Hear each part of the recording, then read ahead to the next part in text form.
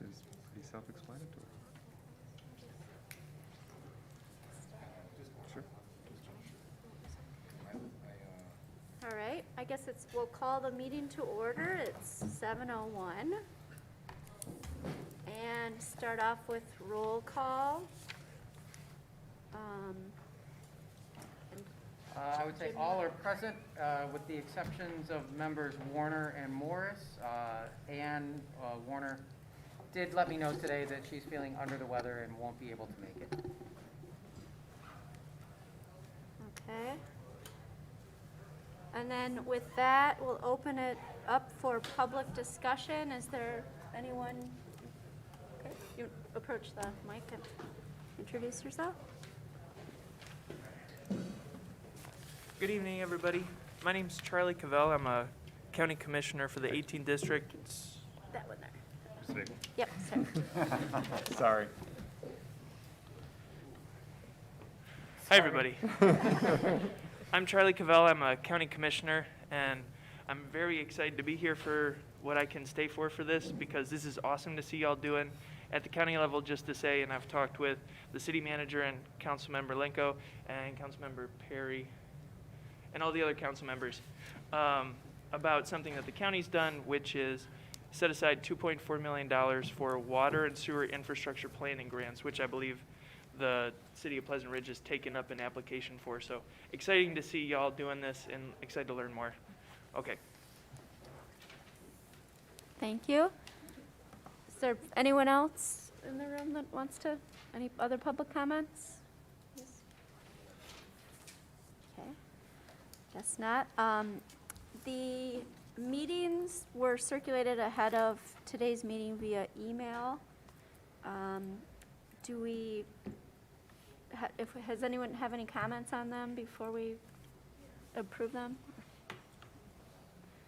And I guess Belinda, as our secretary, do you want to approve the? Yes, I'll move to approve the minutes as presented. Okay. Do we have a second? Second. Okay. Anyone opposed? Is anyone opposed? No. And then we have, item number 5 is receipt of public correspondence since the prior meeting. And Jim, do you have that? We have received no public correspondence since the last meeting. Okay. I don't think. There was There was one email One that you email. distributed, maybe to summarize? Okay, the days, I thought that was before the last meeting. No, between. I don't have that in front of me. Well, I guess everyone in the committee received the correspondence. Is there anyone who would like to comment or respond to the correspondence as part of this meeting? And I just want to reflect that Robert Morris has joined us. Okay, thanks.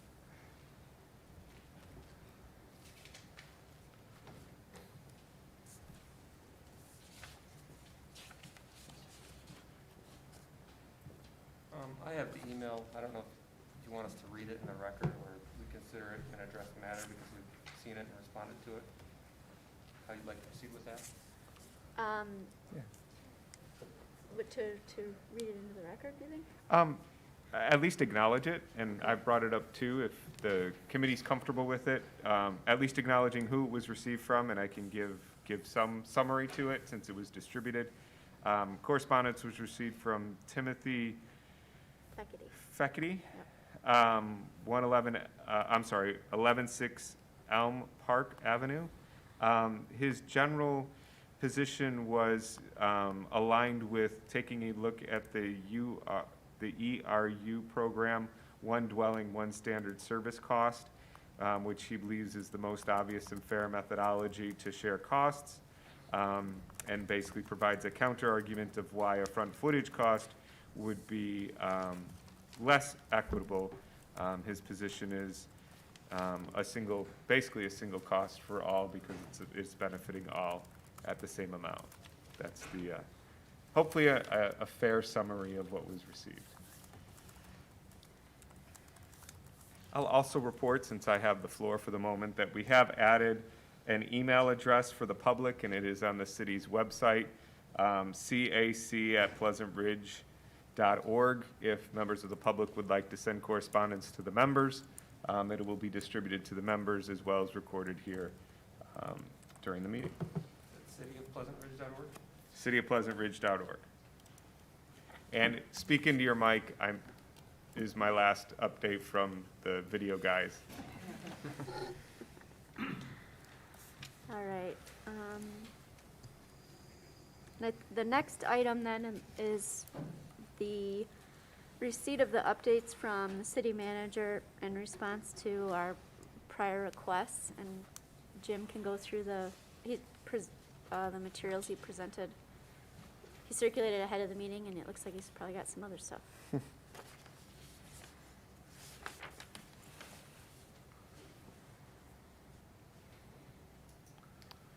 Yes, so a memo was sent to the members of the CAC. It's also available on the public drive for anyone to look at.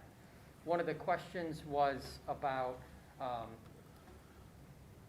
lot widths, and if we were to use a front foot method, would that create the potential for there to be outliers who would, for whatever reason, how many people have very large lots in the city, or could that create inequitable outcomes? This is the lot width, a chart that shows all of the residential lots in the city. The bottom axis is the lot width, and then the vertical axis is the number of lots at each particular lot width. And what you see is 50-foot wide lots are the predominant lot width that we have in the city. 40-foot lots are the second most prevalent. And then there are clusters at 60, and the other dot near 60 is 61 feet wide. Most of Oxford East and Oxford and Cambridge East are 61-foot lots. And then you have a number of 100-foot wide lots. By and large, most lots in the city fall between 30 feet and 100 feet. There are 18 lots that are larger than 100 feet wide. And when you talk about outliers, there are those 160, 180, 200-foot wide lots. There's one double lot on Poplar Park. One lot on Ridge is also very wide. We had talked about maybe averaging lot widths by street. This is, I guess it's not what I would recommend after looking at the data. If we're interested in eliminating inequitable outcomes, averaging by street leads to some very big differences. Some streets are very homogeneous. You see that Elm Park, Oakland Park are all exactly the same. Every lot is a 100-foot wide lot. So there's no difference on those. If you were to average those out, everyone would pay exactly what their lot width was. But some streets, Poplar Park, Elm Park Avenue, have high standard deviations. If you look at that last column, that's the standard deviation. That shows you how widely distributed the data points are on that street. So there's a lot of variety in lot widths on Elm Park Avenue, on Ridge, on Poplar Park. That could lead to some big differences. So somebody might have a 50-foot wide lot on Elm Park. The mode, the second column, shows you what the most common lot size on each street is. But when your average lot width on Elm Park is 68 feet, you're going to have a lot of people who, if we were to average the lot sizes, would be paying more than what their lot width was, what their lot width actually was. And you'd have a few people who had wide lots that would pay much less. And this is kind of getting back into that same argument that we were having before about uneven outcomes across the city. So after looking at the data, I don't think that an average lot width methodology would be something I'd recommend. The other part of it is we could look and try to group properties together, even sub-block. This part of Devonshire has 100-foot wide lots, and then the rest of Devonshire has 50-foot wide lots, but you're making arbitrary decisions at that point, and I'd really rather not do that. So I think a better approach, if the CAC was interested in pursuing a front foot assessment, would be to set a cap, where basically any lot that was wider than some value would be reduced down to that upper end value. It eliminates those high-end outliers, and there's not many of them. There's 18 or maybe 20, depending on where you set that upper threshold. And then everyone else just pays what their frontage is. So we don't have these inequities again that we're trying to overcome.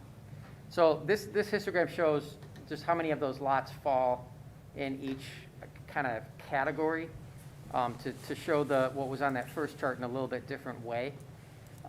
Where would it make sense to do the upper end cutoffs? Maybe 100 feet, maybe 125 feet.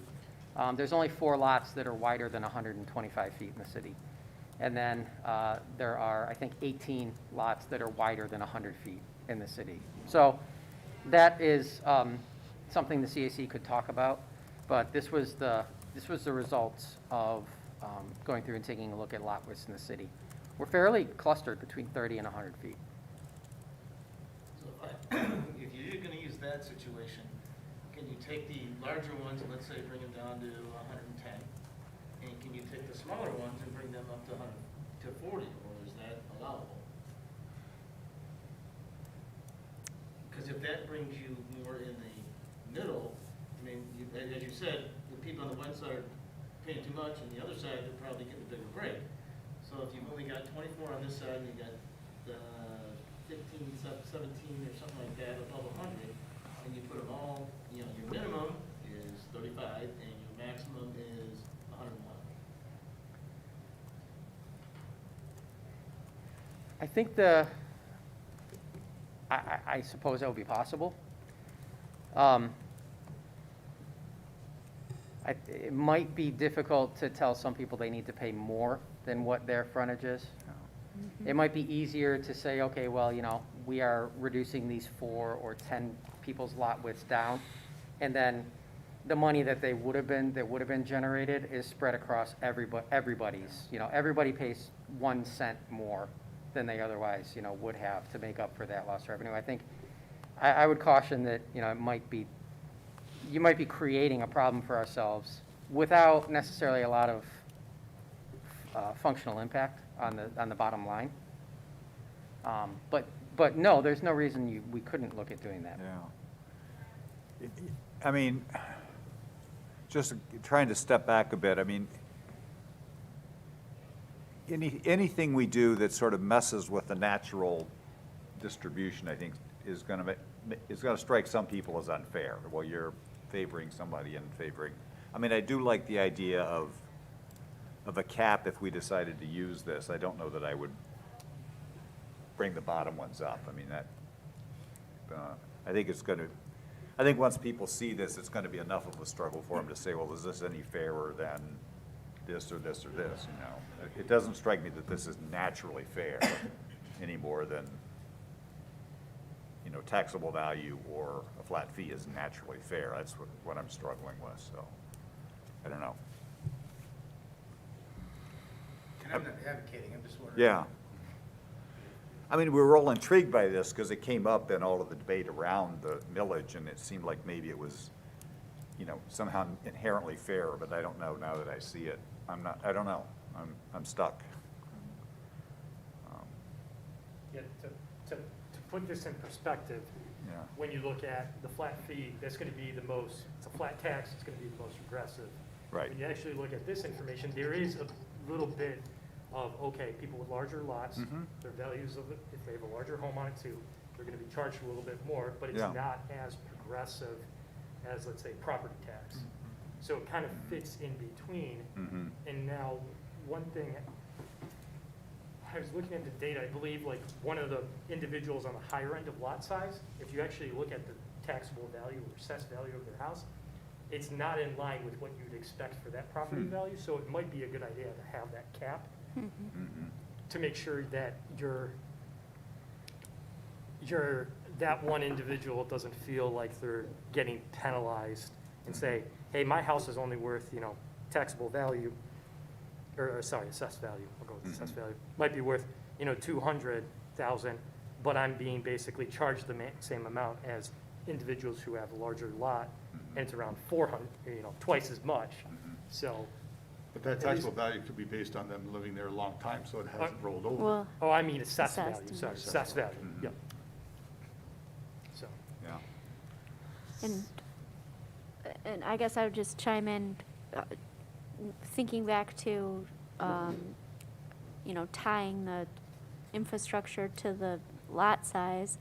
When you're talking about someone having to pay a lot, so much more based on having such a large lot, it seems less fair all of a sudden when it's an outsized cost, when it is, a lot of the components are, sort of system-wide. Anybody else?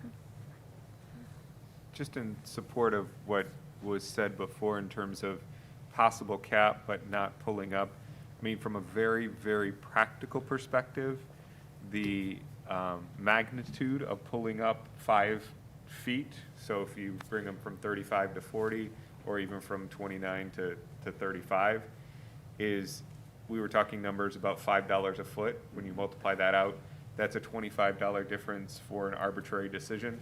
On the other side, if you're pulling someone from 200 back to 100, that's 100 times $5 in terms of a decision based on something that feels more proportional.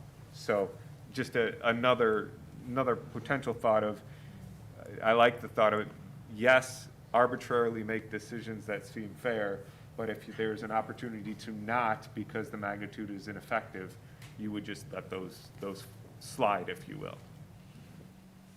I also think we're trying to protect, not punish the outliers. Mhm. Yeah.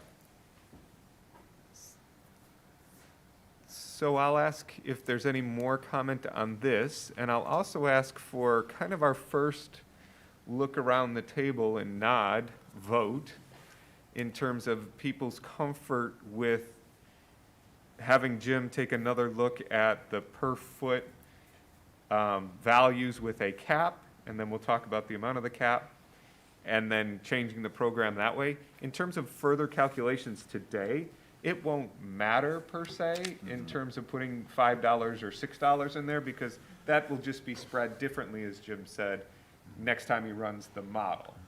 But I'd like to, if everyone's comfortable, kind of take our first vote as to giving direction to Jim in changing the model. So I'd ask if somebody wanted to make a statement of a motion, or I'm certainly able to provide some language in terms of a suggested cap. Or not, or, Can I ask one question? sure. So if we can cap this, Mhm. can you cap any of the other data factors within it, I guess legally? If all of a sudden you have an outlier, rather than dealing with this aspect and going, okay, there's 4 outliers there that are in 1600, can you cap that number? So you have 3 different fees you're talking about. Right, so let's say. So you've got the the- total cost is, and I ran a Sure. certain set of numbers that I had. And it seemed to, percentage-wise, affect the smaller, less taxed people now. So they had the higher percentage of paying, and your larger taxpayers currently, and water use people, they had a lower fee, but their actual numbers were higher. So it kind of worked out of, maybe somebody with a smaller house, lower use, maybe theirs went up 13%, but it was only $200. But then if you're talking to somebody that has a very high percentage, one of the top ones, they might only went up 6% or 5%, but their numbers were much higher because of the use and taxes they had. So if you looked at that, could you cap a percentage, or could you cap a number within the program? Right. And I'll let Jim, and I'll defer to the rest of the board in terms of your interest in that. I'll just share a thought that we've removed usage last meeting. So we're down to 3 components. Flat is flat, so that won't be impacted by a blended percentage cap. You have this potential cap on your flat fee, and I would strongly advocate that you do not mess with a millage calculation as it applies to property, simply from a I don't know that it's not legal, but from a calculative process that the assessors and the taxing agencies go through to add a millage and make the collection, I think it'd be quite difficult. So I think the way to. Let's say if you went to the front footage. Sure. So if you go, okay, we're gonna go 3.4, you know, whatever, you know, capped at $1,200, you know, whatever that number may be. Sure, I mean, Not the millage, but I just got it. So if you're just on the per foot, I think that is where your control is. Whether you have a cap on the number of feet and you pull those people in, or a dollar amount and you pull the people in that way. I think you can do it either, you could do it either way. It will result in a cap, I think, correct me if I'm wrong, David, but if you cap it at 100 feet, let's say, that will essentially cap it at the per foot times 100. So if 400 is what you're driving at, then $4 is your fee. But on the same token, could you, the people that are getting 13%, can you cap their percentages? I'm gonna defer for the moment because I'm not sure I'm understanding that piece. I make a suggestion that we have multiple factors to look at, and we're still early in the process, and maybe we want to look at those things once we get further along and see where we're at. Because right now, we're at the stage where we see these outliers here, we want to tend to these, and we may analyze things a little bit later with some more charts, and we'll find more outliers that we want to address or not. I think I understand the question, and I have concerns with that, because one of the things is if we're going to, and I think if you want to say that we're going to cap all of these levers we're pulling that generate the bottom line, and we want to cap that, correct, I'm trying to make sure I'm understanding the question properly. Well, I'm just asking, if you can cap this, then you should be able to cap pretty much everything but the millage. Well, maybe, but the issue is that it's one thing to establish a methodology by which we assign a value to a property at which that property pays a uniform rate. So we do a study, we decide that we're allocating a value to each property based on their frontage. And that value then is multiplied by the rate that is applied to that frontage for infrastructure improvements. If we try to cap it at 13%, the issue you're going to run into is we have two different rate structures for different properties in the city, and that is absolutely not supportable. All of the rate methodologies, that's why we couldn't charge houses that have a lead service line a different rate than houses that don't have a lead service line. It's not supported in state law or in the case law. So that's my concern with that is I understand, I think, where you're going, but we do, I think, I see some pitfalls with what happens if we try to do that. And again, I'm not advocating, I'm just. Yes, yes. So did I understand the question properly? I think so, yeah. Okay. To Jay's point, and then once we get closer to an end, I think looking at those percentage, we can take a look there and see if there's some other way to work it.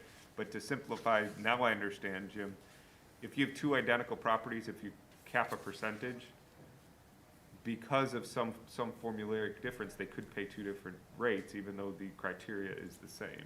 And that's where the difficulty is. I like where you're going with this, but if we cap, whatever we cap, there's gonna be a difference between the cap and where it was, and that's gonna have to be made up somewhere else.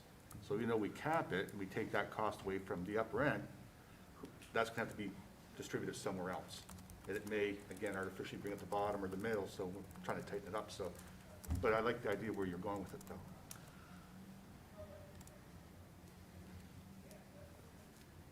So we need a motion? Yeah, are we comfortable, is someone comfortable with a motion around capping or not capping at some number on the front foot? Sure, I'm make a motion to cap the frontage at 100 feet. I'll second that. Little discussion? Now that We we have should have- motion, Should have I done wonder if discussion. we would like to have perhaps Jim look at a couple different scenarios. Yeah. Yeah. Cap amounts. Okay. So if it's 100, it's 125, maybe we direct him just to come back with some data on potential cap limits that we'd like to set. Because Jim, you said there were a number of houses at 101. one of the streets? Oh, 61, I'm sorry. 61. Okay. I'm not sure that it makes a material, I did play around with some numbers already at a 100-foot cap, at a 125-foot cap. I wanted to understand if there was a material difference. Yeah. And if I should be bringing a recommendation based on that material difference, there's really not, in terms of what the overall impact is. Setting the cap at 100 feet, it increases the per front foot charge you have to levy across the entire city by a penny or two. So in terms of the costs that John correctly noted, that you're, reducing here and spreading out amongst everywhere else, the impact of that is pretty small. Not enough that I would say that, 100 or 125 makes, It may not, but it would mean a lot to people with a 200-foot lot or something else, well, correct, Yeah, so. Correct, it would wouldn't to mean them. much for anybody else, but. right? Okay. And there's so few of those that we Yeah. know what their impact would be. And we would then leave the 29 to 35 foot frontages alone, right? I think we have to, Yeah. So we should. Right. They get the same small increase everybody else does. Right, yep. Okay, yeah. And from a justification perspective, your average or your by far most number of lots is 50. So essentially, you're capping a double lot. Anything more than a double lot is being brought back to a double lot.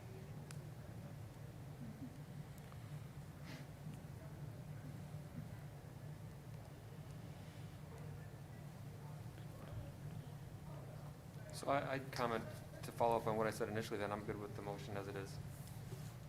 Okay, I'm good with the motion as it is also. okay. So we'll move on to, I'd like to vote. oh, voting, you vote on that? All right. All in favor? Aye. Aye. Aye. Any against? One? You're good. Jim, I have another question for you. Got a question? Jim, I have another question for you. It properly would go through the Oh. chair. Okay. I'm sorry. Okay.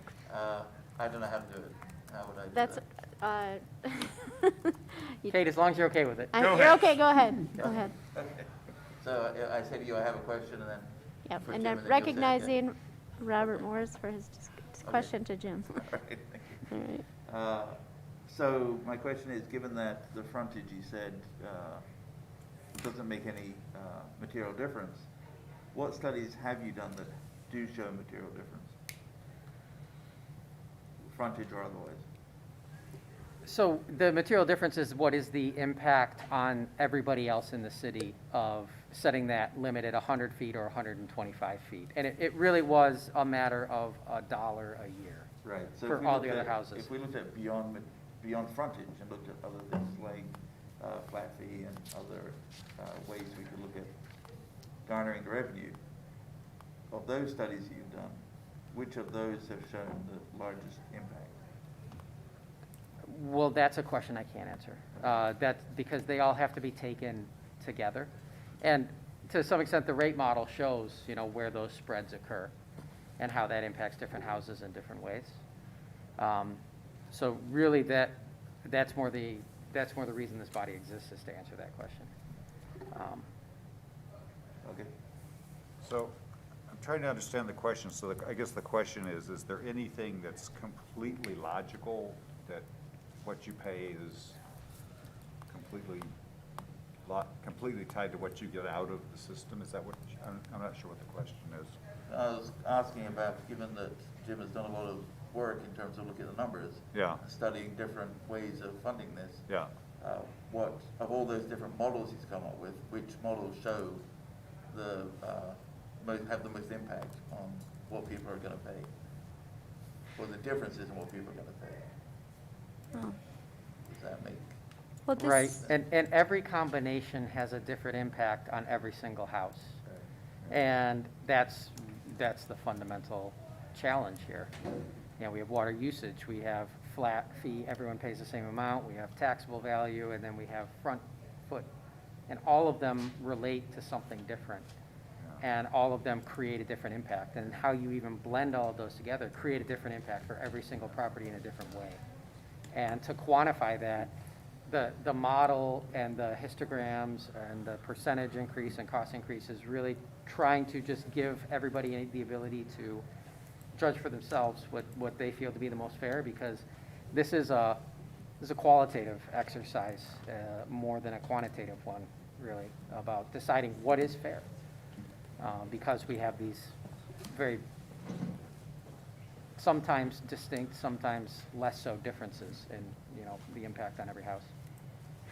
And just to follow up, when we switch to the rate tool, do you still have columns for the sort of maximizing the allocation if you did, so we can, that's where it shows sort of the outcome if you go to a straight flat fee, or if you do the maximum millage, and it shows what that does on the histograms to the distributions. So yes, those are all still in there. Okay, So I think we have a natural transition to our next okay.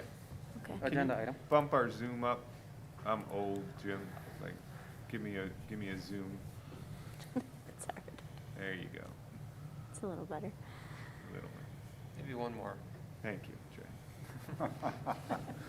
Say it. Thank you.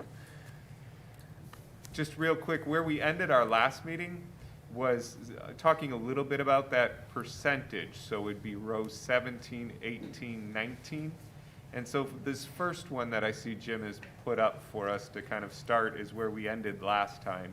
If we were to take out the total usage rate, which was agreed to last time as really not an important factor for this work of the committee, and then split it a third, a third, a third, what would those rates be? And that's the blue box that we kind of start with this evening, $442 on the front footage, $42.72 flat, and then 1.74 mils.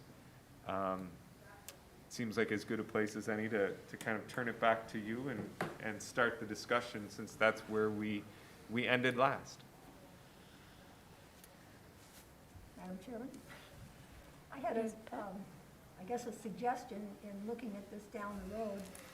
We're looking at the possibility of grants, somebody donating a large amount of money to the city, something like that. I think probably leaving the front foot charge and the millage stable and increasing or decreasing the flat rate, which can be done on an every other month basis with the water bill, rather than a tax change with the millage that would be seen in the following year.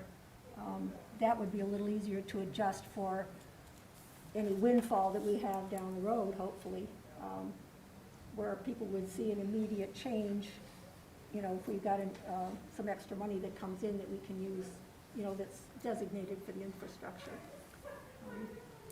And leaving the millage around where it is now, 1 3/4 or 1 1/2, hopefully would satisfy then those who were so upset about the, you know, the possibility of a 3% or a 3 mil increase. If I may, Pat, just Yes. to reiterate back to you what you said, because I think everything, all the contributions are valuable, but I want to make sure I'm capturing this properly.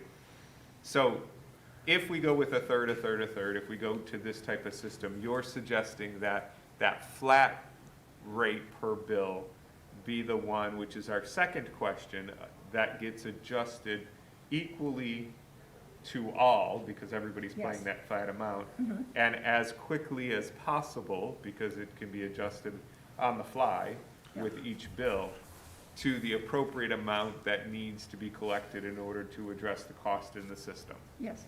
Okay, Yeah. thank you. And I have a follow-up question on that. Is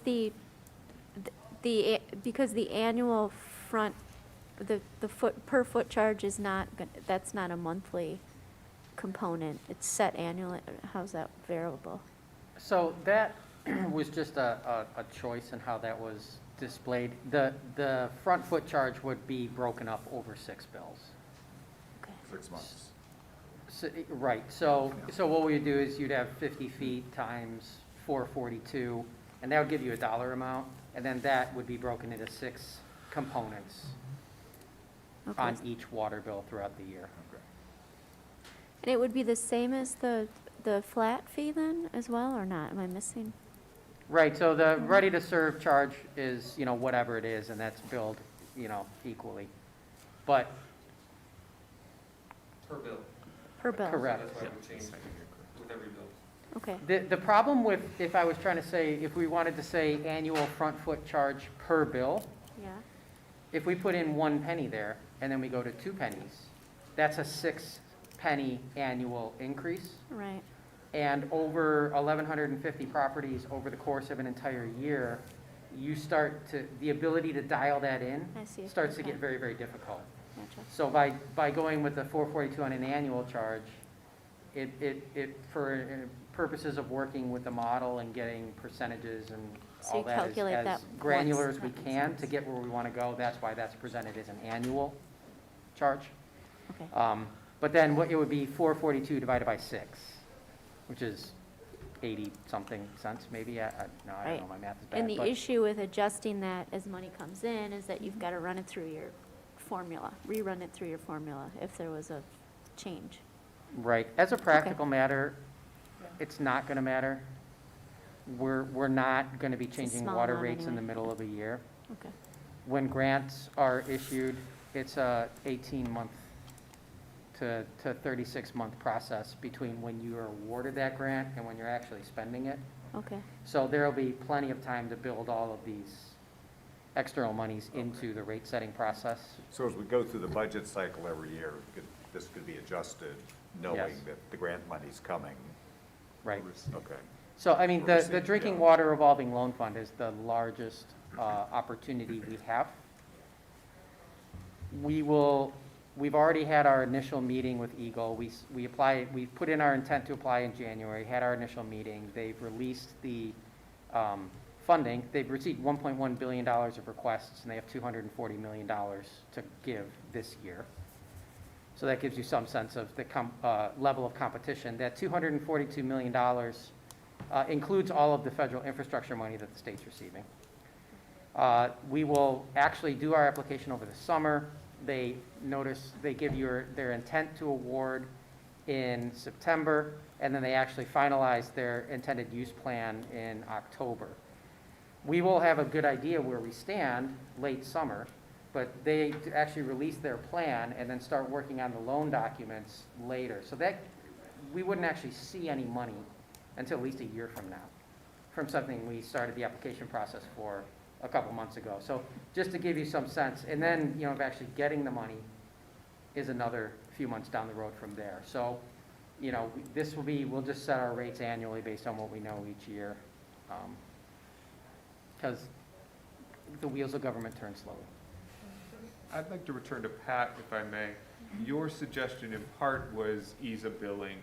I also want to ask then, would your suggestion also apply for, that is just the fairest way to apply the grant funds? I don't want to contain the conversation to billing, if that's, Yeah, well, I think the other thing too, when you open the water bill, if all the numbers are changing, it's gonna cause distress with a lot of people who feel that, you know, we're working behind smoke and mirrors here, and we're really making them pay more than they really should have. I think if we keep it as simple as possible to, as few changes as possible, it will be more easily understood and accepted.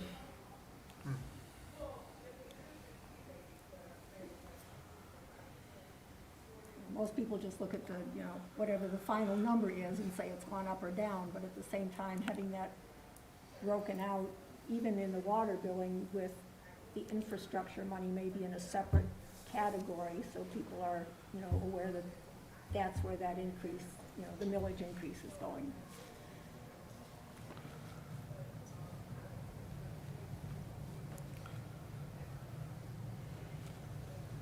Just make a point that, I think this is a good topic, but I feel we might be getting ahead of ourselves a bit, because this is a conversation we have after we get to the whole point of how do we want to build for this stuff. Mhm. The next stage may be then, once we work this out, how do we adjust those things if things change?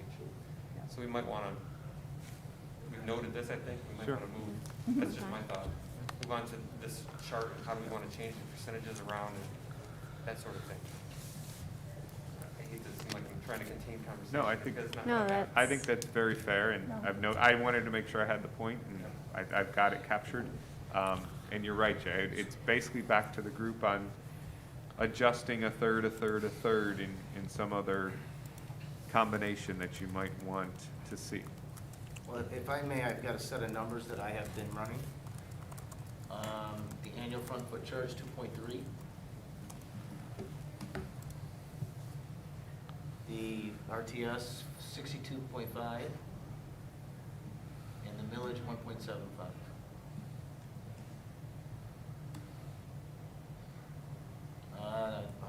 Maybe I was a little bit off on mine, I thought it was a bit over. You're very That, close. as I look at it this way, that's half of the millage, and it can always be adjusted. As the proposed RTS per bill, that's half from what we're at, roughly, to where we're at there now. The 2.30 is basically getting us to 0.0, not really a percentage. As I looked at that, that seems to, it does percentage-wise seem to punish the lower, people that are paying less. But, and the people on the higher side seem to be getting like more of a 5 or 6% raise, but because they're on the higher side, they're still paying significantly more. I know it throws off the 3 percentage-wise there of the, the percentage of the RTS and the flat rate and the millage funding. But as a total number, if you look at the list of houses, I think it's fairly equitable if you wanted to as a starting point to tweak where everybody you can tighten that up a little bit. And if I could jump in on that, this ties into a point that I was emailing Jim about earlier today, is I feel these percentages may be a little bit, well, if we start with 4250, which is our ready-to-serve charge that we had in 2020, and we say that is representing 33% of the funding, we haven't changed that. That's the amount that's always been there. So we haven't actually increased it from what it was before. So we're saying the existing funding of 4250 for the ready-to-serve charge is already representing 30-some% of what we need to fund. So we haven't really bumped it up. We haven't changed anything. And I'm not sure, to me, that seems like an accurate representation of what we're really doing. Because I thought we were going to break up this current expense that we're looking at, and how are we going to fund it? Let's break it up 33%, each way. But we're not really changing the rate of serve at all from 2020. So how is that taking 1/3 of? It's not new money, is my point. And Jim and I discussed this today over email, and he said, "Yeah, I see your point, but that is we were preparing for this. We've slowly ramped it up, and that sort of thing." So my time to you is these percentages. You think it might be impacting people disproportionately. I'm not so sure that it is to that degree. No, I don't. I just think in that chart, it shows a disproportionate. But if you look at the actual listing of the properties, the higher percentage people are people that are paying much, much less right now. And even though, if you're paying $1,000 and you're paying now $1,100, it's only $100. But if some people are paying much, much more and they're on 5%, then they're still paying, their money's still going up a bigger number, but a lower percentage. And so if you scroll to the houses themselves, you see those higher numbers, and if you take the scroll, who's paying more percentage-wise on the top, well, you can start sorting them with the higher Excel on the headers. So if you go to the frontage and you change that, the percent increase on the top and go high to low or low to high to sort, I can do that on mine. And it ends up showing that most of the houses, the bigger numbers are in the smaller numbers per se of what they're going, and it's going up on. Like even the one that's 13%, they're paying $200 more a year. That's it. But if you go to the higher, the people that are paying more taxes, and they're probably paying 5.6%, but they might be going up $1,100, if that makes sense. It does.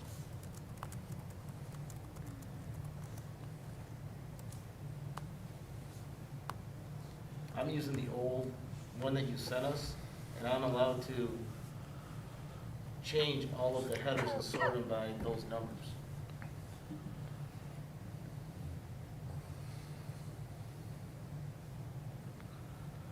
Like this line shows what you're talking about. Right, if you, yeah, right.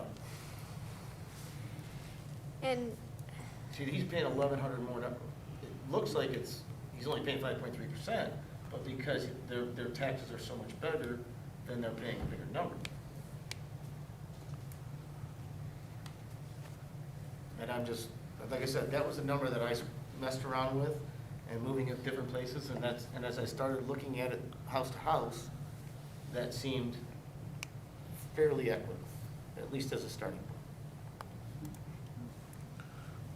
So, appreciate that. I want to just build on Jay's point, which I think is, I've been thinking the same way, is breaking the percentages down. There's a delta of 590,000, right, is the increase that we need to hit. And how does the split of new money essentially get put in there? So, yeah, I mean, I think that's what I've been trying to focus on as well, is sort of what works there, and then those percentages end up being what they are. But I think that's where we want to focus on if we're going to look at percentage numbers versus percentage of overall total. Because if we raise the ready to serve for this past year from 4250 to whatever it was, 84, 85, I don't remember the exact number. It used to be on this sheet, I thought. Maybe I'm just not seeing it. But 82. yeah, so if we raised Yeah. it to that amount to fund this current year's projects, that implies we needed to raise it by some amount to get this money. So if we're going back to where we were before we raised it at all to do that, we've kind of pressed the reset button. And it seems like we need to bump that up if we want it to represent an accurate percentage of what we're going for here. 1/3, 1/3, 1/3. So the only thing I would add, as I'm listening to the discussion, to keep in mind, is that the dollar cost and percent cost increase are this column compared to this column. So when you're saying that, this household is gonna see a $1,000 cost increase, that's what they're paying in 2020 with the 4250 ready to serve and the usage rate where it was and the tax rate where it was. That's your baseline. And then this column, what that same house pays under this set of variables, the increase is compared to that 2020 baseline. So while this percentage breakdown doesn't take that 4250 as a given, your cost baseline is a given with that 4250. Does that make sense? So when you're comparing the impacts of these breakdowns, you're comparing it to what, everyone was paying with that 4250 ready to serve charge. So I think that's important as we're communicating this, is what we're really doing is taking the current rate, water rate, the fixed, ready to serve down, and substituting other sources of funding, what the millage and the frontage base on this current model. I think it's important, as we're talking about this and explaining it to people, that we make clear that, because we're already paying, if we leave the ready to serve at 8250, we're basically collecting the money we need to do the work. And that's the water bill we're all complaining about when we get it. And Well, is the that usage, true, Bill? the Or usage Jim? rate is. Oh, and that's right, and the usage rate Yeah. too, I'm sorry, yeah, so I just, because I think it is important, if we're resetting back to 4250 for the ready to serve, then obviously we need a fair amount of money out of other buckets to get to where we need to get, yeah, okay. So just to be clear, the 2020 baseline rate for flat RTS, that would have been if we didn't have to do any of this project, correct? Correct, it probably would be lower than that. It would be lower than that, that's what I was gonna ask. I thought we increased it We had been. twice in a row. Well, it started out, Jay had asked for the numbers. It started out in fiscal year 16 at $28. And then it pretty much went up by about $1 a year. It's just an inflationary increase. Okay, okay. And then starting 3 years ago now, I guess, it started going up $5 a year because we started building these costs into our forward-looking rate model. So that's where the ready to serve really started to go up. So I mean, it went up 30% over the course of 2 budget years. Okay, so we have been in the past increasing the flat rate versus we've been using the flat fee for a while now to kind of supplement to get to this point. And now we're looking at so it has, to some degree, it has been increasing in the past for this project, before the baseline.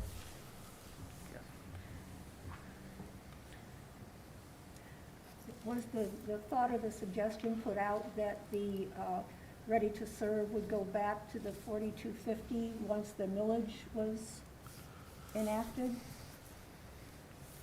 You know, people voted and approved for the millage increase, and we're trying to not make that such a big hit on, you know, people with higher valued homes, but at the same time, if that was the mechanism that was initially put in place and voted on as to how we would raise this money over the coming number of years, how much do we want to play with adding other expenses and decreasing the millage that we're collecting? I'm not saying we should put it to the full 3, because that certainly would be a huge hit, but at the same time, we're trying to help everybody have not such a big hit on the millage, but how much are we impacting, you know, other people by raising the ready to serve back to where it was or higher? That's a good point, Jim. What was committed to with the millage as far as the ready to serve? I know we said we were going to reset things back to a certain point. Did we give a number? Did we say we're going back to a certain value? 2020 was always the baseline. So we'd go back So, to so when you look at the gap, the funding gap was 590,000 for what we need annually to do based on the engineering cost estimates for the project. So we were raising $293,000 of revenue, and we needed another 590. The millage, if you look in this column at the maximum millage levy, the millage raises $593,000. So the millage was proposed at that level because it filled all of the gap funding we needed. Now, under this scenario here, you can see with that 230 front foot charge, that raises 153. The ready to serve raises 430, and then the millage would raise 296,000. So how you go from where we were to where we need to be. Well, if I may ask Jim, my understanding now is if federal money or state money comes in, you can change the flat RTS bill, you know, almost immediately. And if you wanted to raise or lower the mill, no, it's the same thing if things go bad and costs go up. And that's why, you know, to me, the millage should be lower so you can have some room to be upped later in the game if it's necessary. If I may add, just to place I'll place that in the parking aside for the moment.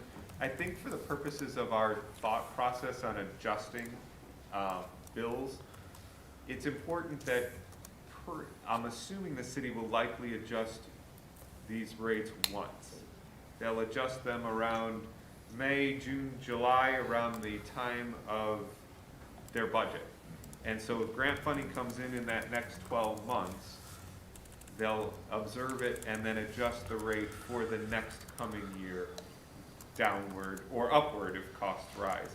So I think the flexibility to change these on the fly is not an issue so much to consider.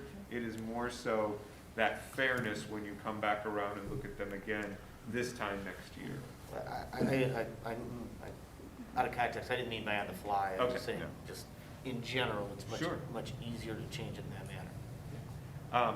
If I may offer, I mean, we've had now 9 scenarios, counting back from the last.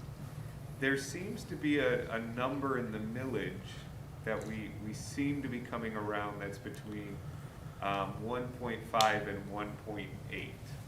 And I don't know if that's just a scenario situation because we're playing with other things, but it seems that that's a place that, at least that we've looked at in 9 scenarios, with the exception, I think, of just one, is in that range. I guess we're between 1.5 1.46 and 1.85 to be exact, with the one outlier that really loaded up on the flat. Is that fair if we want to talk just millage? And I don't mean to take the discussion in another direction, but I just noticed a trend that maybe we can have a conversation around millage amounts. I'm good with that number, with the exception of what Pat just said. You know, the voters voted, obviously not unanimously, but majority, to add a 3.5. So if we bring it down to 1.7, you know, goes back to, Tom, what you said about, you know, presenting this to the public. Well, I voted yes to millage, and I thought it was going to be, now you're going to tell me it's down and everything else is going to go up? So I think we got to look at that, because, you know, the people did vote this in at 3.5. I like the number, the 1.7, whatever, but that's the people wanted that, I think it was up to. up to Yeah, 3.5. up to.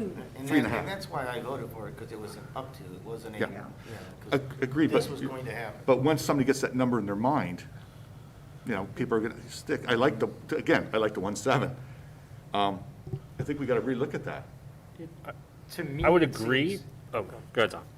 No, you can go on. No, but I would also say that the folks that are, were elected by the city council to set up this commission to look at the best way to pay for it. So Understood. ultimately, you know, yes, they voted, but the people that are answering to the voters are the ones who set up this commission. And we're So- recommending to them. That's all Yes, we're doing. exactly. No, I'm agreeing with all that. Yeah. I'm just pointing this out. That's all I'm doing.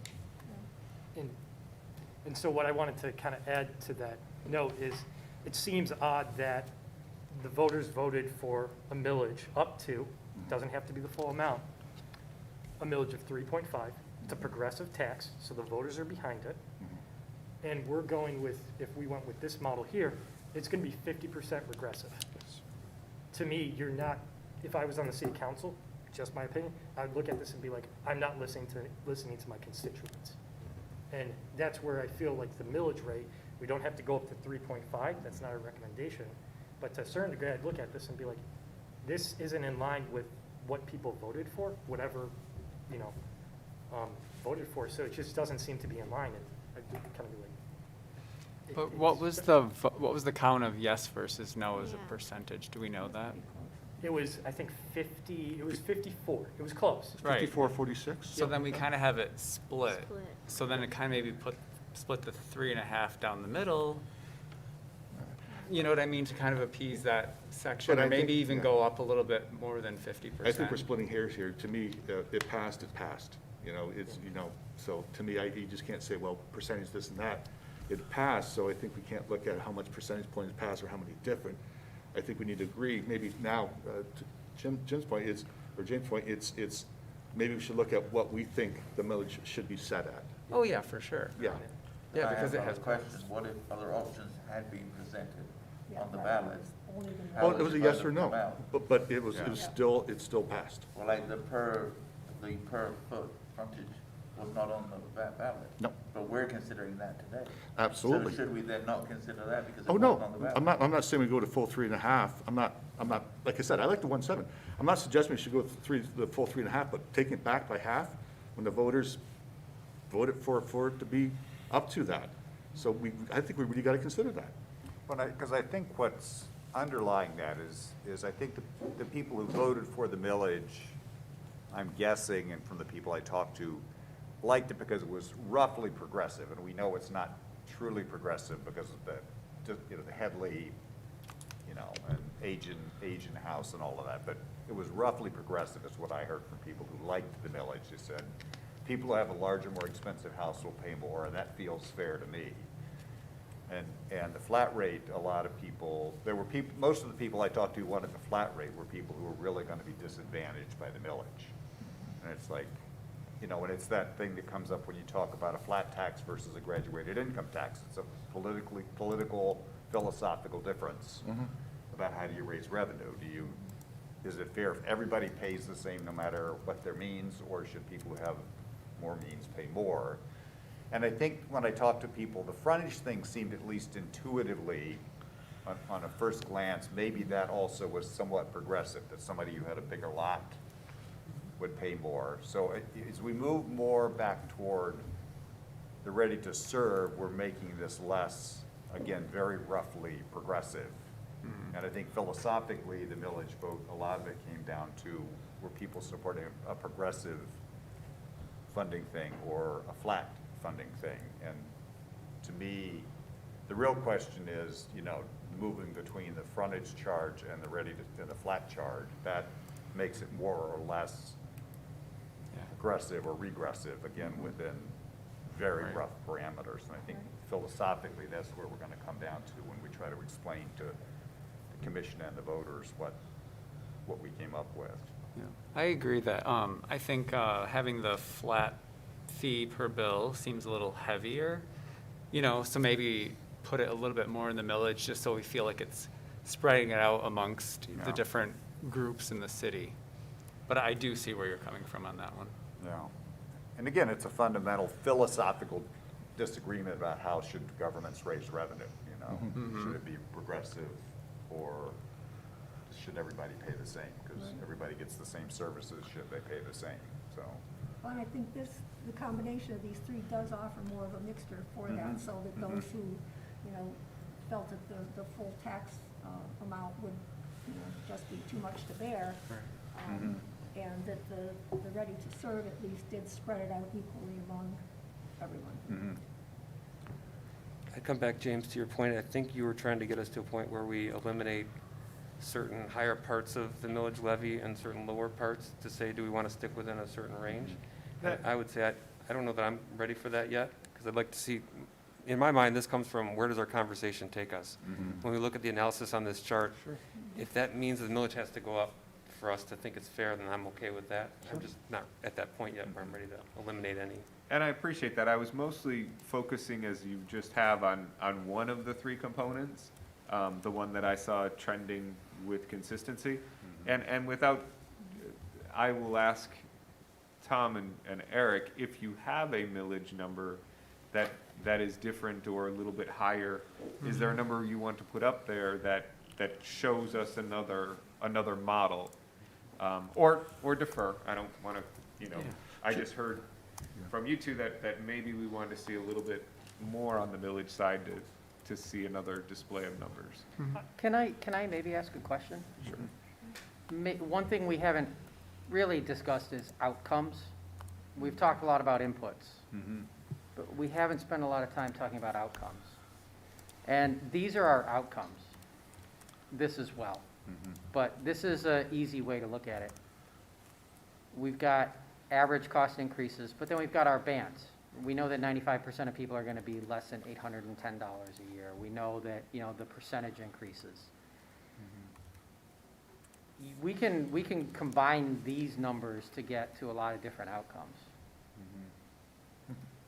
But maybe some discussion of what is a acceptable percentage increase, a percentage range, per acceptable average dollar cost increase, and an acceptable range of dollar costs. I don't know if that would help us get there or not, because I can see 100 different ways we can put these numbers together that look very, very similar down here.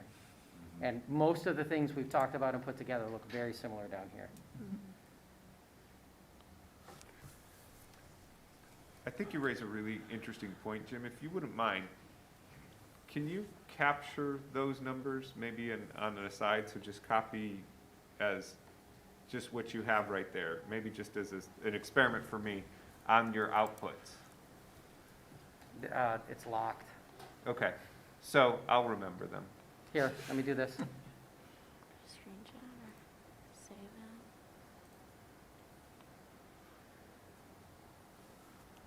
it.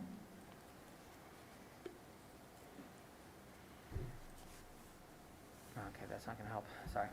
So if we focus on the dollar increases, the average of 506, the high of 810, and the low at 95% or 5% is 201. Go back, Jim, to the 33, 33, 33, which is 440, 40, 272 and 1.74.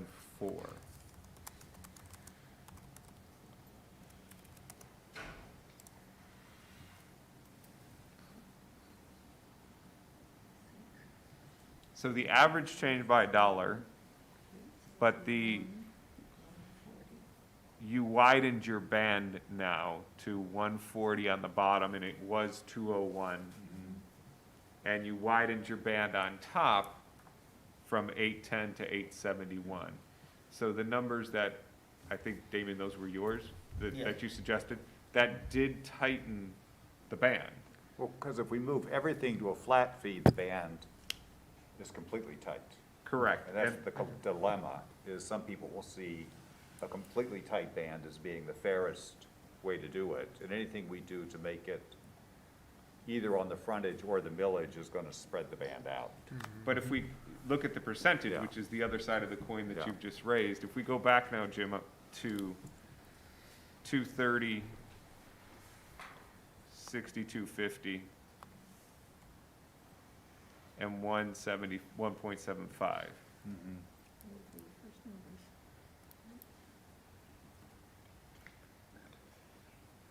And give me a little scroll down.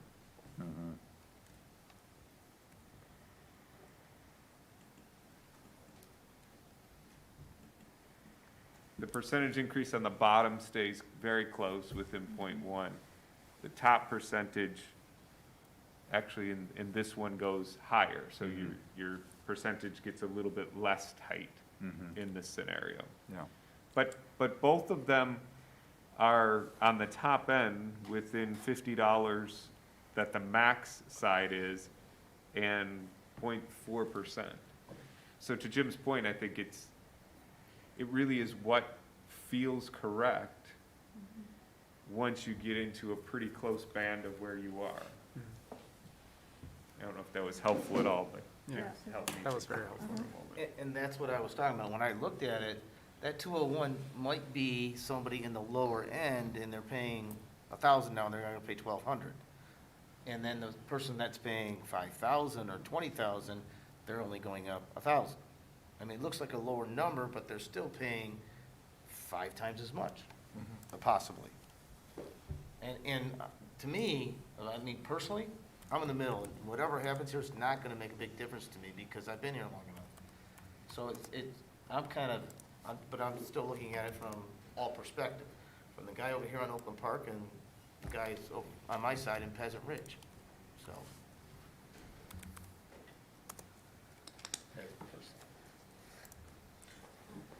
Through the chair, Jim, I have a random question for you.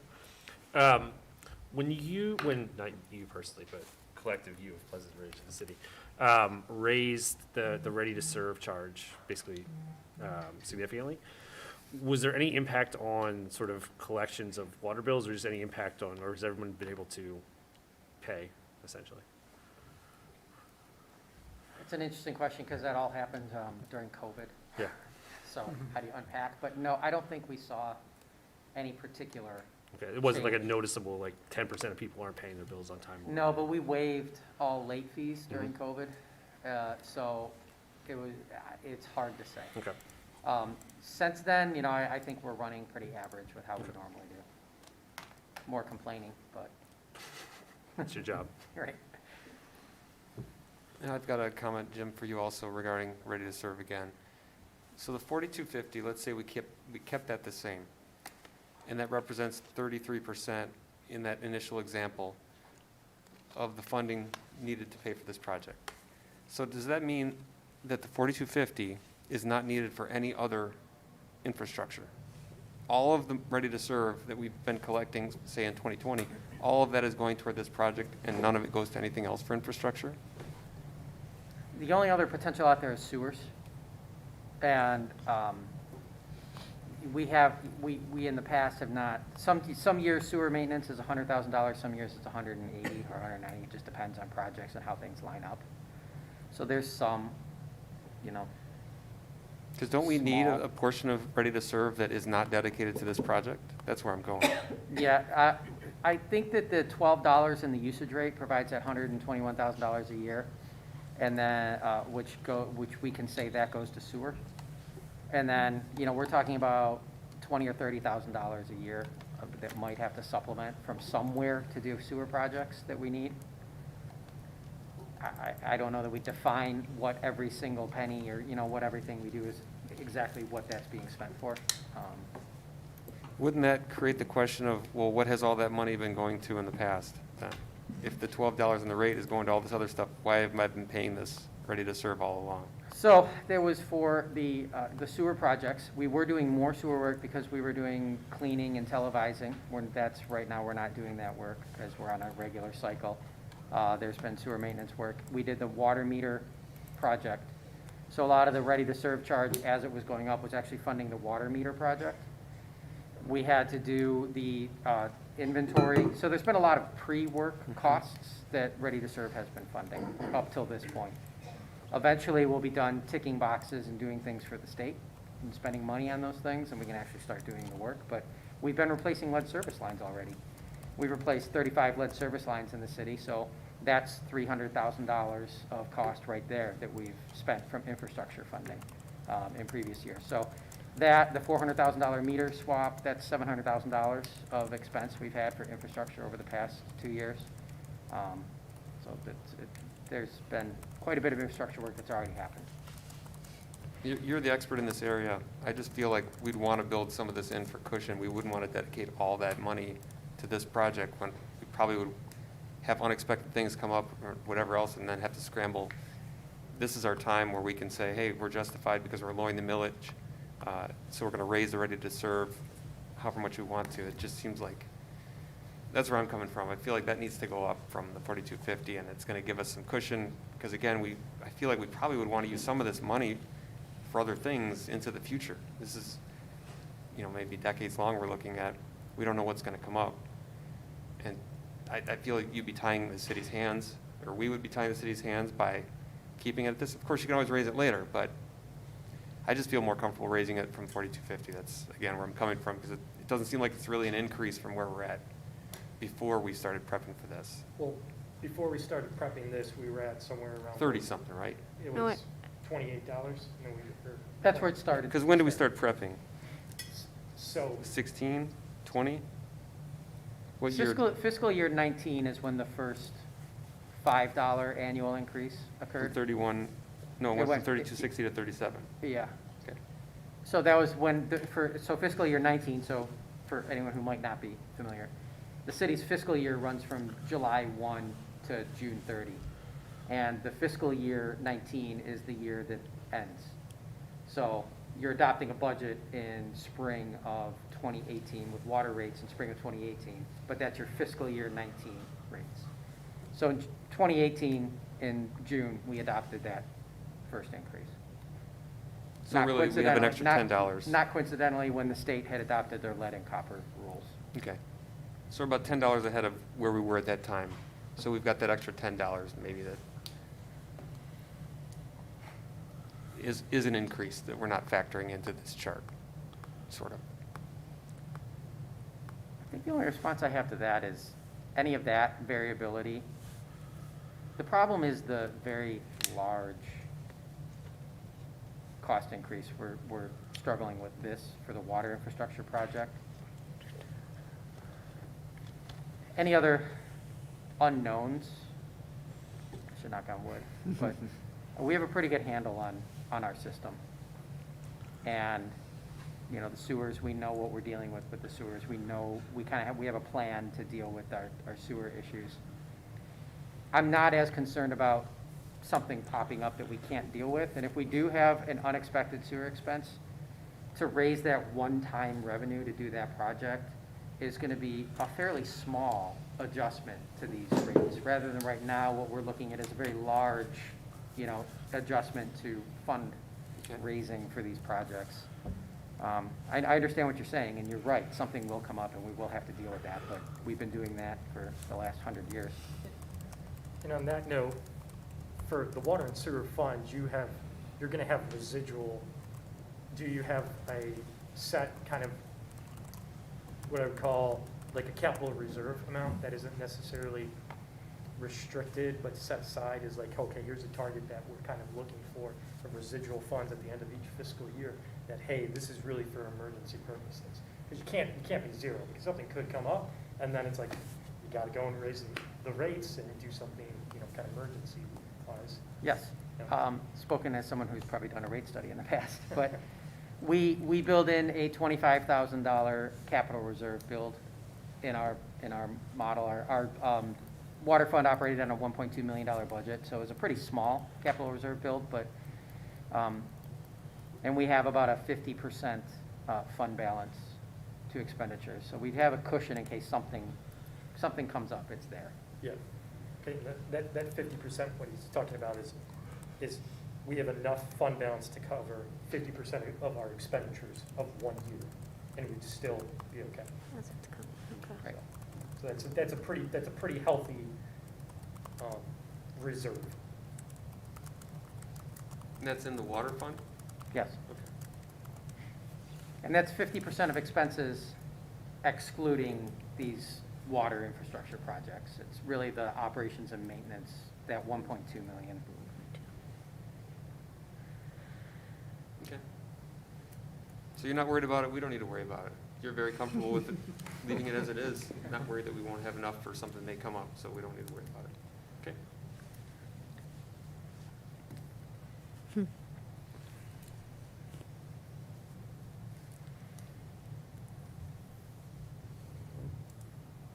So I know we were talking previously about like millage rates. I have on here, I think it's 2.5 for a millage rate. You could set that to that. And then the front footage, 2.5, and then just go with the flat fee at the 4250. I Leave think it. this sets it up where it's.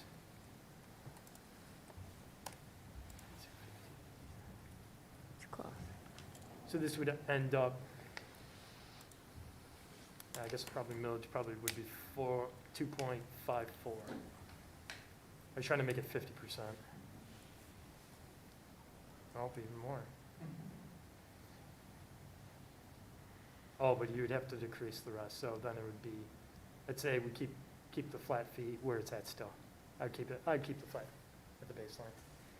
And then just up the annual front footage charge. Or lower it. Or lower it, sorry, yeah. So, yeah, pretty close. So he's trying to get at is just show like 50% millage funding, so we're not doing the full 3.5, but we're still saying, okay, the individual taxpayers voted, or the taxpayers voted on it, so we're still somewhat looking at it and saying, okay, they voted for a progressive tax, but we're not gonna go all the way to the 3.75. And this, if you scroll down to the percent increase, I was really just looking at the percent increase histogram and making sure that we did still have individuals not really above 10%, and then everyone's also above 5% increase. So you still get a tight percentage increase. Yes, the nominal dollar amounts will vary, but it still felt like, and I did this only because of really what was voted on previously. So I didn't know if anyone wanted to give their inputs, analyze it, tear it apart, say it's horrible. But this was something I was just looking at, and I was like, okay, we get a percentage increase that's not all the same, like the millage rate, but at the same time, we're trying to control top end expense. So one of the key points you're going for is you're saying that the percentage of the funding coming from the millage is about 50%, Correct. right? Okay, yeah. And then if I understand correctly, that, what is it, row 25, so that's the lowest amount that someone would see as an increase, and then 924 is the highest? Mhm. Okay. 95%. 95, so there'd still be those, Yeah. you'd have tails.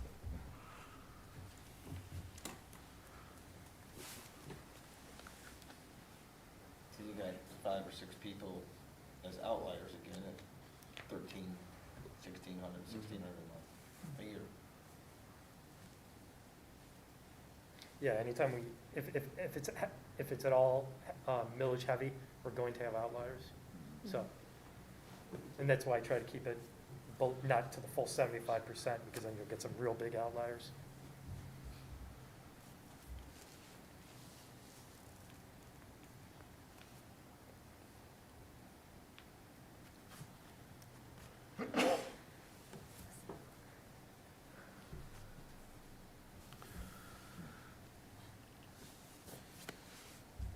Well, Jim, who are the people that are getting, who are the outliers? Can you go to the, Yeah, if we could blow up just that and zoom in just on this issue, like see just that chart. Or can you the go per down to the houses, you mean? properties and find out who those outliers are? They're likely, I can kind of answer this, it's likely going to be individuals who recently bought a house that is of high value. assessed value, so the taxable value is going to be very close to that. So for, you know, someone bought say $600,000 house, they're going to be paying, their percentage increase will be higher.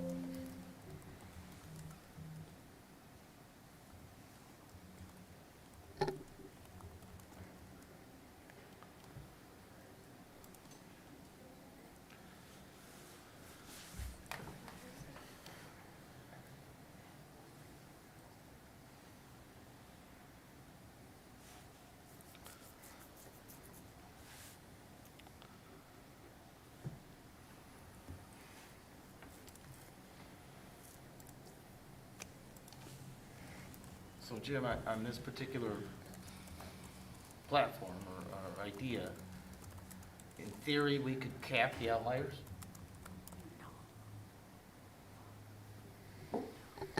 I don't think so. This Okay. is millage heavy. Millage is just collected at the tax. We can't make adjustments and have a different millage. Well, let's say if you're looking at that point, all right, yeah, I get that it's so millage heavy, there's no cap, there's no legal cap. And I know one of the concerns, especially around the election time, was talking about, well, what about new homeowners? Part of it is, we can't change that part of the system. But you have to remember that if you're a new homeowner and you have long-term plans to stay in your house, you would actually be one of the most beneficial people to actually have it as a millage, as long as property values continue to increase higher than inflation. Because eventually, if you stay in your house for 20, 15 years, and a third of the whole city moves, you'll actually be at the bottom end of the bill. So there is kind of it's not like if you buy a super expensive home that's brand new, you're paying so much more than everyone else, and you plan there to stay there for 30 years. The reality is that you might end up benefiting more down the line as new homeowners come in, because they'll start paying for a higher percentage Okay. of the city's tax revenue. So just looking at just today, we're losing also the perspective of what's going to happen in the future, and we know people will move. So just to alleviate any concerns about, okay, individuals that just recently bought a home, I just want to make sure that that's kind of out there.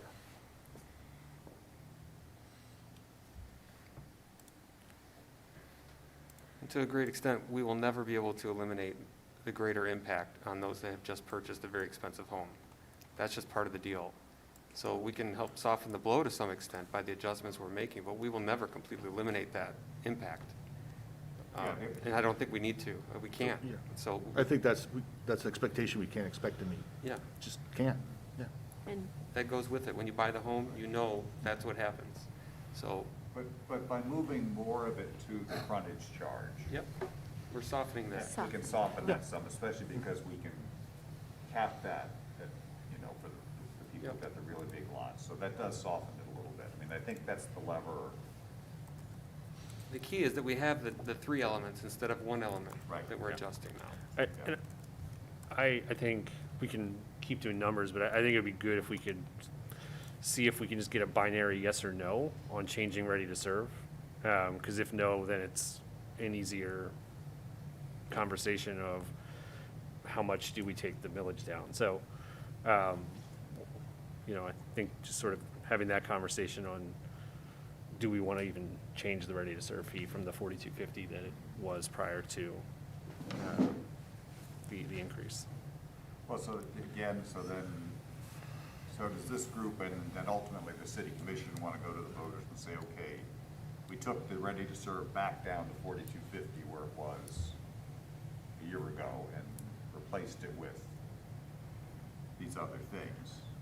If we take it back to $42.50 and agree to leave it there, that's kind of then the discussion is, here's what we replaced it with, but it's fairly simple to describe what we're trying to do. The full millage levy was what would reset it back, which Right. we're not doing. Right. So, Mark, did you have a suggestion on that? Are you suggesting you'd like to see it go up? 'Cause I No, am. I'm just throwing it out there as a conversation, Okay. because we've sort of, but I think if we can say, if we say no, right, then we can really just dial down onto what do we think the other two are fair. If we say yes, you know, we can hopefully get a sort of fairness around ready to serve, since it's a constant, right, on a flat fee, and then go to the other two. That's just my problem solving, but I don't know. Because I'm still looking at it as though the millage was the solution to bringing the 4250 back down to that level. So if we're not using all of the millage, I feel that 4250 needs to go up. And this was one of the things we added was, you know, we need some sort of flat fee, and we're saying that the 4250 is covering a lot of this as it is. Well, But again, it's not new money. Like, we were gonna reset it back to 4250 if we did the full millage, and now we're saying we won't. So again, it just seems like that needs to go up in some amount, to me. just from a messaging standpoint, do you think as an expectation standpoint? Because No, but just the balance aspect of it. like We've fairness led or? up to today saying that we want to adjust these things and try to make them in equal amounts. But now we're saying, well, the 4250 that we would have had if we levied the full millage, that already represents 33%, so we don't need to touch it. I don't know, it just doesn't sound right to me. Well, do we have do we take a poll, I guess, on whether folks are supportive of allocating some amount to a front footage charge? I mean, is that something, you know, is that still in play, or do we, you know, I don't know, how do we, you know, we can run all these formulas, but if we don't have an agreement on what the different levers are, I mean, if we, you know, because obviously if you leave the flat fee, the ready to serve at $42.50, some of that's moved in this scenario to a front foot charge, and some of it's come off the millage. I think that'd be good, because then you're basically saying, do we have 2 levers or 3 levers? Right. Well, and the front footage was, again, something that it just struck some people as intuitively fairer, but we could take that off the table for now and then just look at the 2 levers. We could always bring it back if we ultimately think it's not. Is anyone suggesting taking the front footage off? I didn't No, think I that. would- I think I that would would So suggest it's- that maybe we Yeah. don't touch the ready to serve.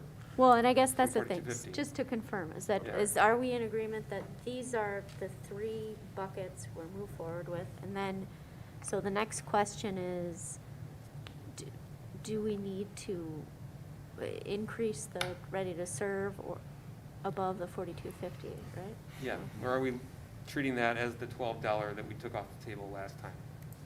We're just gonna not touch it? That's the question.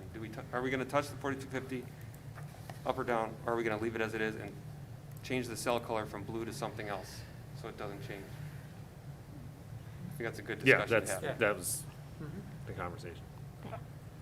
So my question is, how do we know how we're gonna get there if we don't know what we're looking to get to?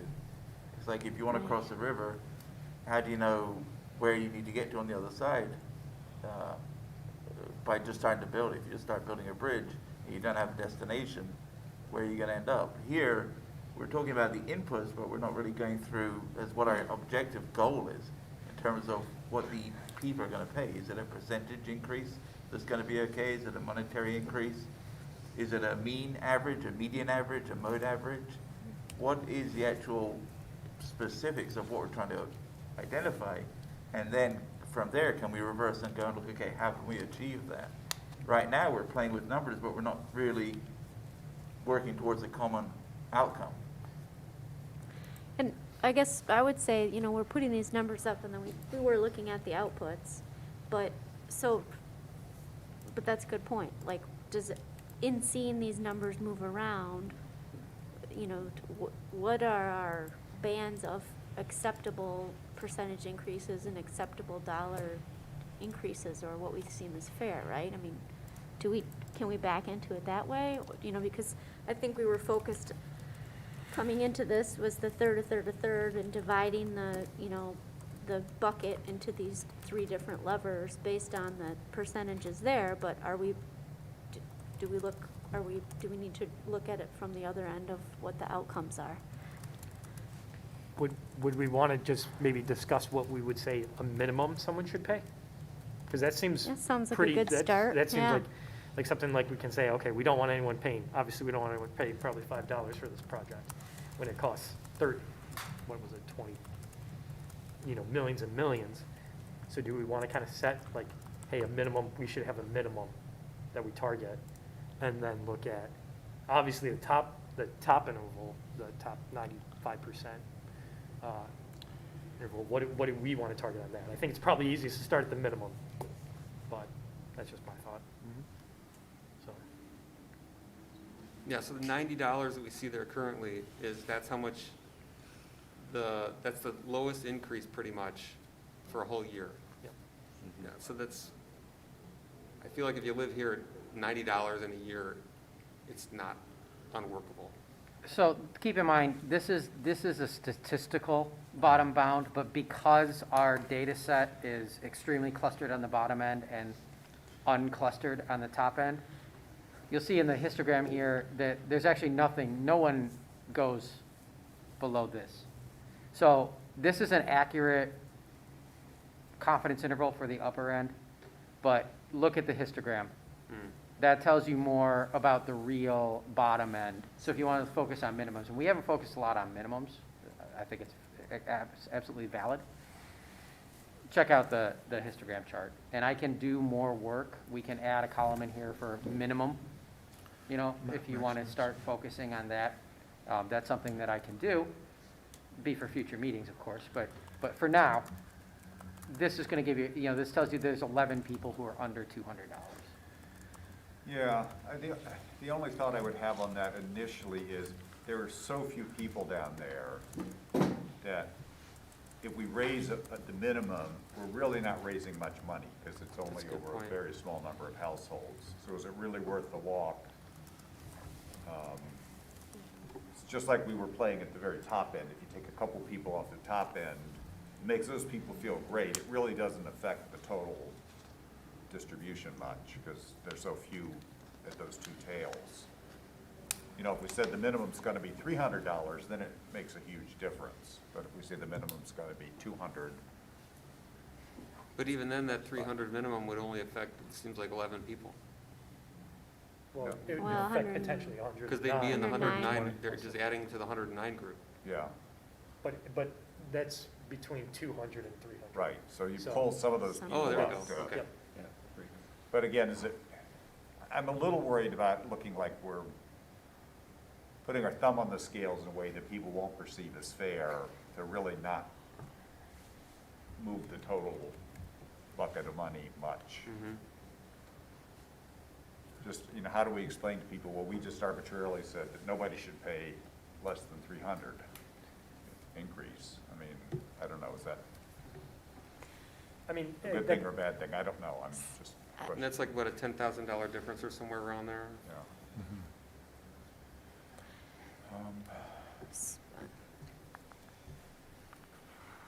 Yeah, I would view the minimum issue as the minimum too high, not are we bringing people up to a minimum, right? If the minimum's 400, what's it, 500, something or other on the flat tax, on the rate.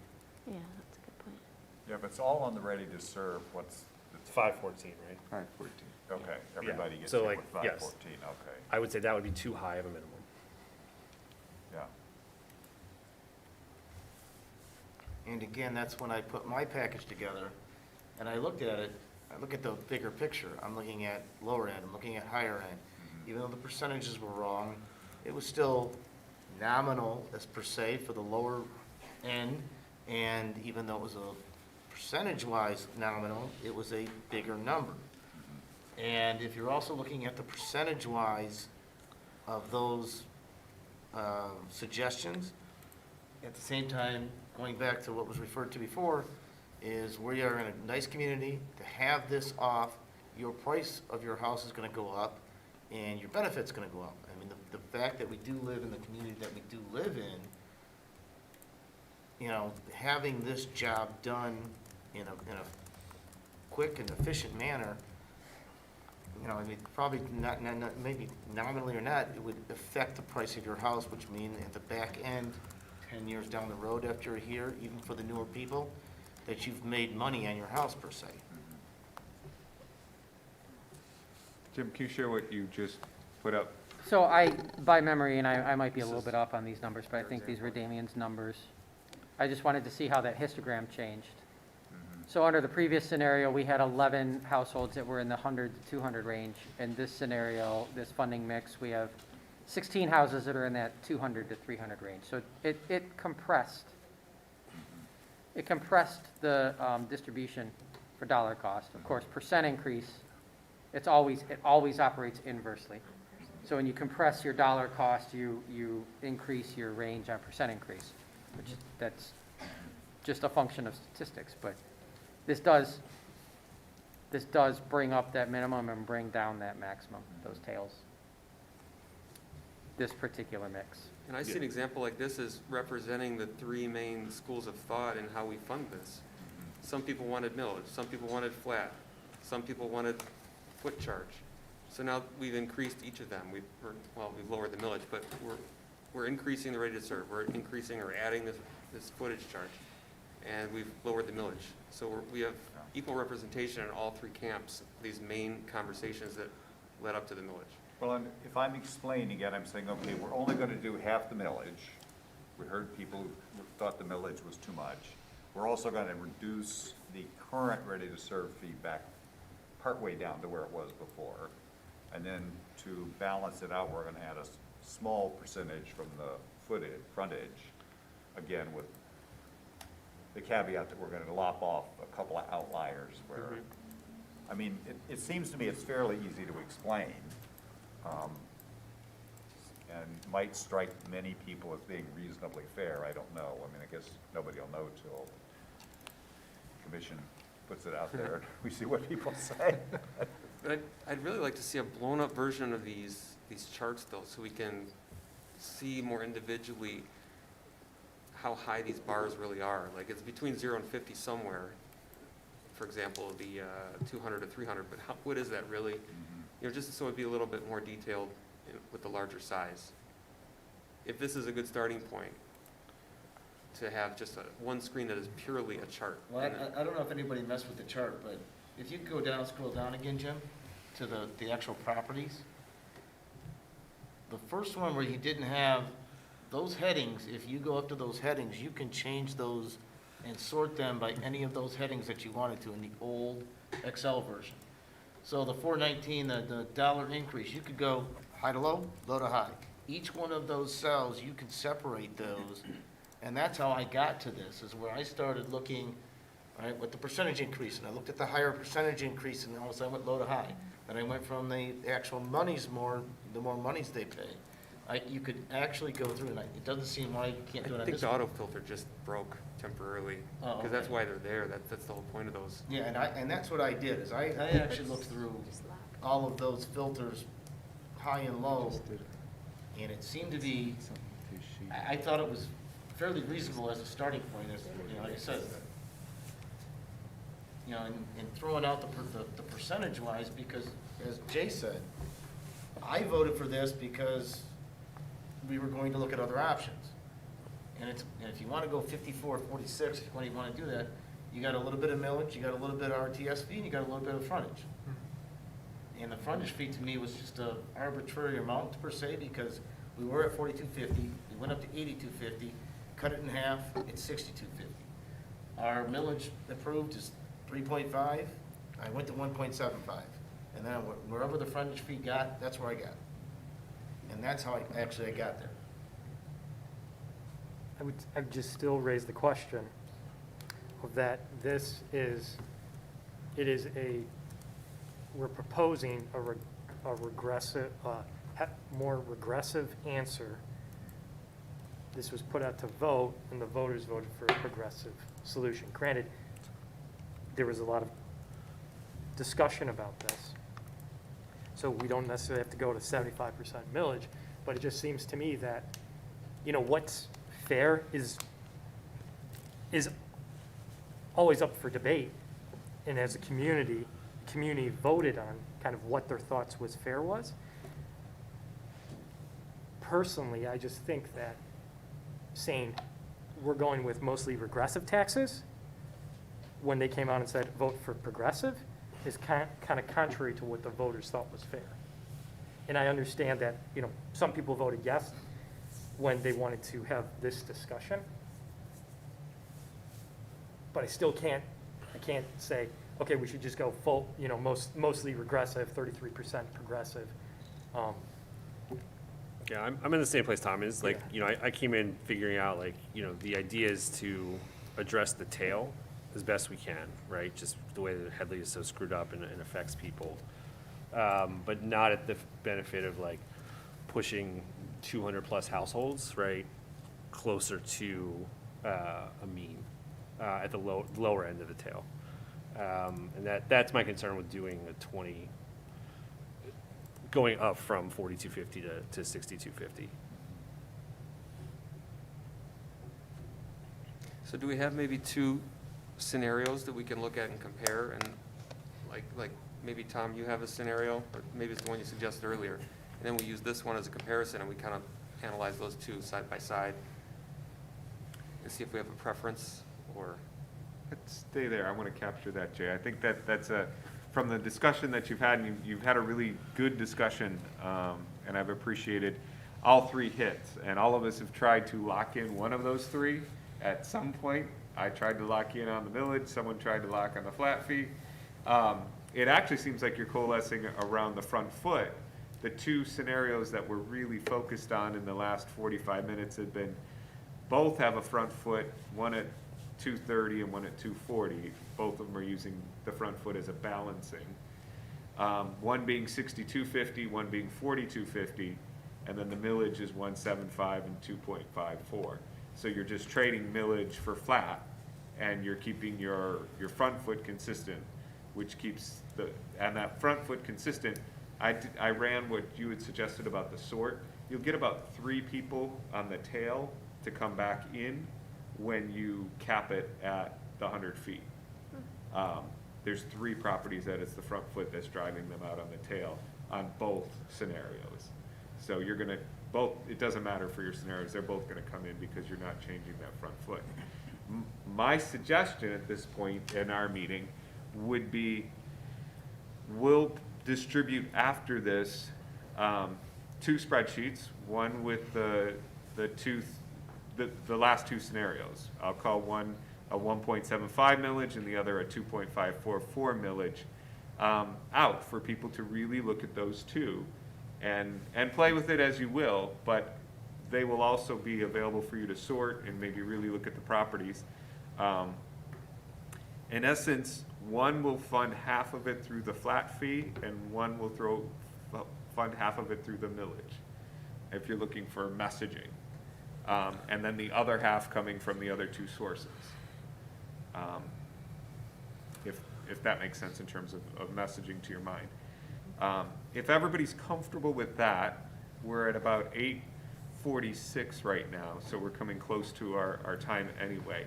I think you made significant progress tonight. I'm hopeful for your next meeting to coalesce, somewhere as an offshoot of these two suggestions or either of these two suggestions. Without cutting our conversation short, does anyone object to us providing those two scenarios in as much detail for you to play with? And then we come back to our next meeting, which on the agenda is to set that meeting. Can I ask that we just show one more, just for a Sure, visual please. presentation? Jim, could you please do 4.73 as the footage and 0 is the millage? And 8250 is the flat RTS? And the only reason I wanted to show it is to show how it condenses down the costs as an average. You see it's even more than 400 it goes off the chart. And if you can scroll up a bit, Jim, please, you'll see the averages flatten out a lot more. The percentage. So I just want to highlight the fact that it depends on, it goes back to what I was saying. Are we looking at percentages? Are we looking at dollar amounts? What is our goal here? Because different scenarios are going to produce different results. That was all. Thank you.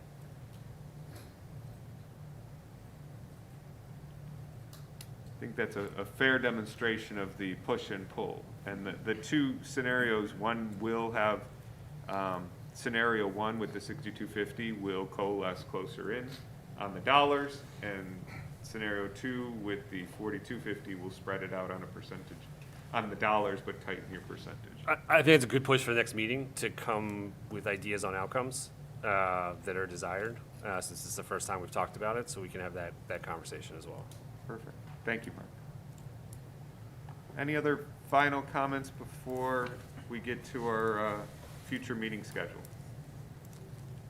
Could you just clarify, please, the two scenarios we'll be looking at again? Sure. What will we be seeing The between now and the next meeting?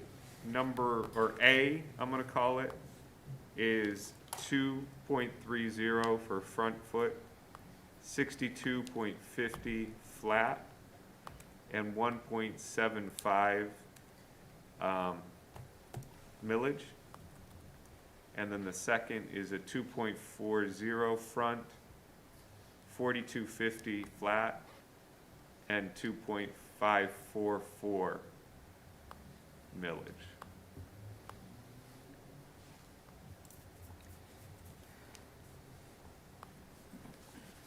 So we can enter those values into this chart and see the impacts. What will we be getting, sent to us? Sure. Blown up version of the charts under those scenarios, or? We'll make sure whatever chart you have, you can sort as you wish on the bottom. But you're right, we can just send you the numbers that you have it on email, so you can run them yourselves. But to Mark's point, maybe really focus on the outcomes Okay. on those two scenarios and how you want to move them. So that's probably our homework. That is your homework. Okay, thank you.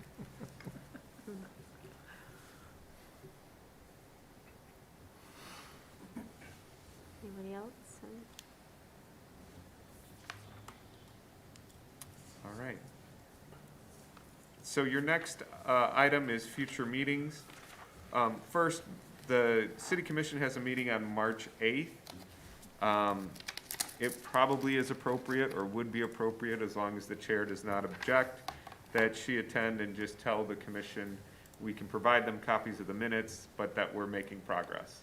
There's probably not a lot to report, other than we have made a lot of progress and foresee us finishing, I would say you can be so bold to say by the end of the month, which is our goal. But that is on March 8th. Of course, everyone's invited to attend if you'd like. Be more important to attend the one where we're actually presenting the findings. In terms of scheduling of next meeting, your homework last time was to bring your schedule, but based on limited dates available based on the city calendar, the dates of March 15th and March 22nd, I would like to offer. It's consistent Tuesdays, which seem to have been good. We're skipping next week, which I think is spring break week, if I'm not, no, that's my spring break. It's the last week of March. It's city commission meeting. Yep. The 15th and the 22nd.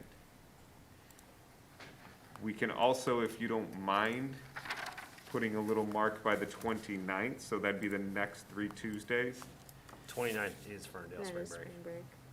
Yeah, that's awesome. I knew spring break was coming. So the 15th and the 22nd. Based on progress made today, I'm very hopeful. With 2 hours on the 15th, we're gonna come quite close to something close to consensus, or at least to be prepared to make motions and take real temperatures on scenarios. With the 22nd as an as needed. Anyone object to those dates? Just comment, we still, after we come to some consensus on numbers, we'll have the next part of the discussion of how do we adjust things with funding changes and all that, so that might be a whole other, That is correct. okay. Good so far, good with me? Awesome. So, 7 o'clock on March 15th and the 22nd. Yeah. I can't make the 22nd, but make the 15th. Hopefully we can wrap this up. It's incentive. All right. Any further public discussion? Anyone else? No? All right, then let's adjourn. Move to adjourn. Second, anybody? Vote. Thank you.